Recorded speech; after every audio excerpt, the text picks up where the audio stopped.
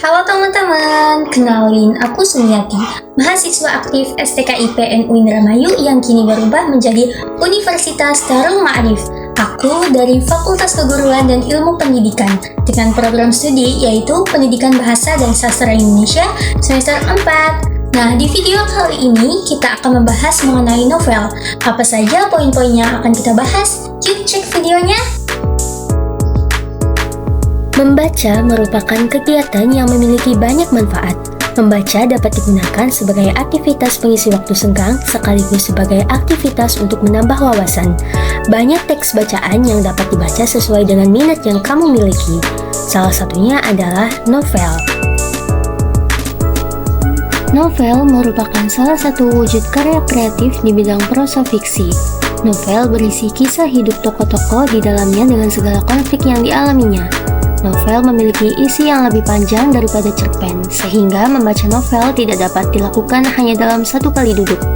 Selain itu, konflik yang dialami tokoh dalam novel lebih banyak dan rumit daripada cerpen, sehingga konflik di dalamnya cenderung menyebabkan perubahan nasib tokoh-tokohnya. Adapun unsur intrinsik yang terdapat pada novel diantaranya yaitu tema. Tema adalah pokok pikiran atau pokok pembicaraan dalam sebuah cerita yang hendak disampaikan pengarang melalui jalinan cerita. Tema dalam sebuah novel dapat diwujudkan secara tersirat ataupun tersurat. Unsur intrinsik selanjutnya yaitu alur atau disebut juga dengan jalan cerita. Alur cerita dalam sebuah novel dapat berupa alur maju, yakni rangkaian peristiwa yang urutannya sesuai urutan waktu kejadian atau cerita yang bergerak ke depan. Ada alur mundur, yaitu rangkaian peristiwa yang susunannya tidak sesuai urutan waktu kejadian atau cerita yang bergerak mundur. Yang ketiga ada alur campuran, yakni campuran antara alur maju dan alur mundur. Selanjutnya yaitu ada tokoh dan penokohan. Tokoh merupakan unsur novel yang berfungsi untuk menggerakkan alur cerita. Tokoh adalah pemegang peran dalam suatu novel. Adapun penokohan dalam sebuah novel, yakni penciptaan citra tokoh dalam novel tersebut. Penokohan dalam sebuah cerita dapat dibedakan menjadi 3 macam. Pertama yaitu protagonis atau penokohan yang baik. Yang kedua yaitu antagonis, penokohan yang jahat. Dan yang ketiga yaitu tritagonis atau pendukung penokohan antara protagonis maupun antagonis. Selanjutnya yaitu ada latar. Latar adalah keterangan mengenai waktu, ruang, dan suasana terjadinya peristiwa atau cerita. Adapun jenis-jenis latar yaitu latar waktu, latar tempat, dan latar suasana. Latar waktu adalah keterangan tentang kapan peristiwa dalam novel tersebut terjadi, misalnya pagi, siang, atau malam. Latar tempat menunjukkan keterangan tempat peristiwa itu terjadi, misalnya di rumah, di kamar, di dalam bus, di halaman, atau di Jakarta. Latar suasana menggambarkan suasana peristiwa yang terjadi, misalnya suasana gembira, sedih, atau romantis. Selanjutnya yaitu ada sudut pandang. Sudut pandang adalah kedudukan atau posisi pengarang dalam membawakan sebuah cerita. Ada 2 macam sudut pandang dalam sebuah cerita. Yang pertama, sudut pandang orang pertama atau akuan. Sudut pandang orang pertama adalah pengarang yang menjadi salah satu tokoh. Dalam hal ini, pengarang menyebut dirinya dengan sebutan aku atau saya. Yang kedua, sudut pandang orang ketiga atau diaan. Dalam sudut pandang orang ketiga, pengarang tidak terlibat dalam cerita. Pengarang hanya sebagai pencerita dan menyebut pelaku utama dengan sebutan dia. Berikutnya yaitu ada gaya bahasa. Gaya bahasa adalah cara khas seorang pengarang dalam mengungkapkan ide atau gagasannya melalui cerita. Dengan kata lain, gaya bahasa adalah cara pengarang mengungkapkan gagasannya melalui bahasa yang digunakannya. Unsur yang terakhir yaitu amanat. Amanat adalah pesan yang ingin disampaikan pengarang kepada pembaca. Amanat tersimpan dalam jalinan keseluruhan isi cerita. Oleh sebab itu, untuk menemukan amanat tidak cukup dengan membaca 2 atau 3 paragraf maupun 1 atau 2 bab, tetapi harus membaca keseluruhan cerita sampai selesai. Selanjutnya yaitu ciri-ciri kebahasaan novel. Yang pertama yaitu terdapat kata penghubung atau konjungsi. Konjungsi merupakan penghubung antar kata, antar frasa, antar klausa, dan antar kalimat. Konjungsi terbagi menjadi konjungsi koordinatif atau konjungsi setara dan dan konjungsi subordinatif atau konjungsi tidak setara. Ciri yang kedua yaitu terdapat kata ganti atau rujukan. Kata rujukan dibedakan menjadi 3 macam, yaitu rujukan benda atau hal seperti ini, itu, dan tersebut. Rujukan tempat seperti di sini, di situ, dan di sana.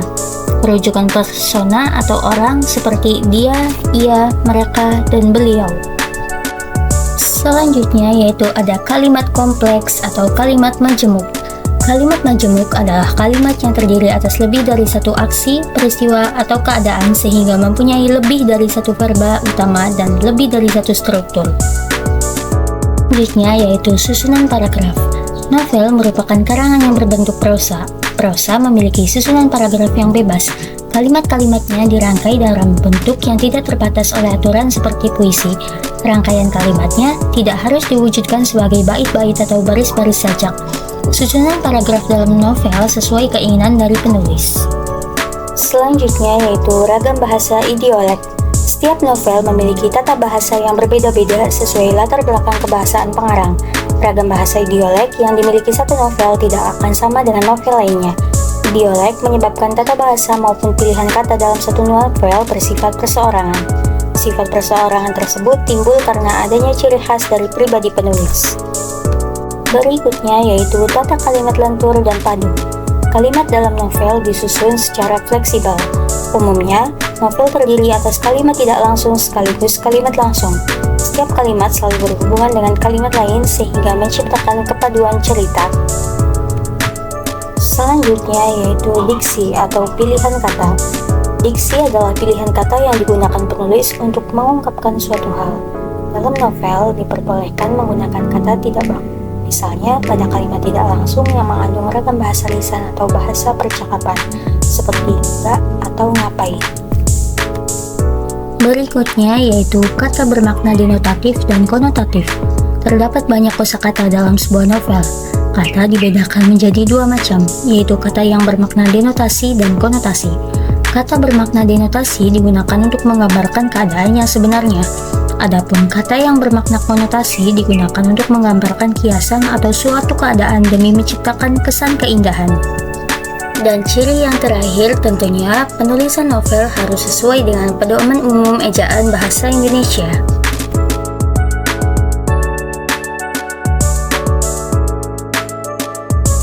Nilai-nilai yang terkandung dalam novel.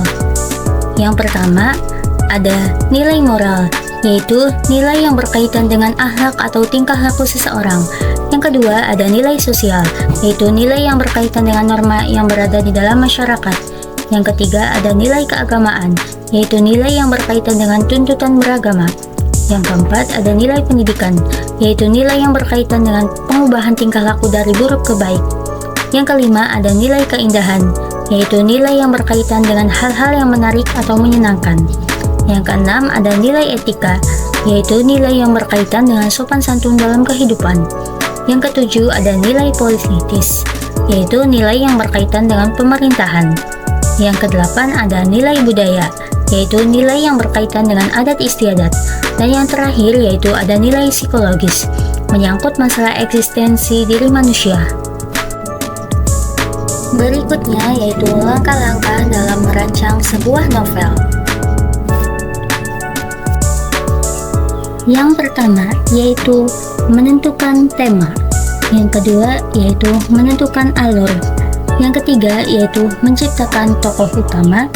Yang keempat yaitu menciptakan tokoh pendukung. Dan yang terakhir yaitu menulis teks cerita.